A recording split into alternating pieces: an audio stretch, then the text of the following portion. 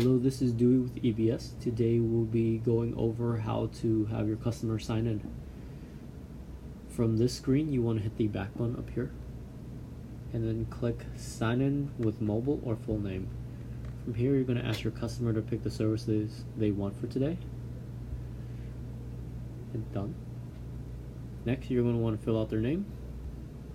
In this case, we're already added to the system, so I can just pick from the list. And you also get a choice of technician. If not, then just let the system pick for you. It will automatically assign you to a technician. And you hit the sign in button at the bottom.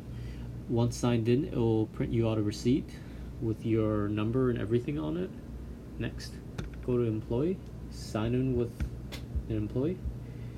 And then right here, you'll see a bubble that the customer has just signed in. It'll tell you what services they want, if they requested an employee or not. Next, say that the customer hasn't signed in, but they want to earn points and rewards. From here, you're going to hit this little icon with the person. Click that, enter in their customer name. If they're not already added to the system, you can hit the add new customer button. This way, the customer will get rewarded for all the points.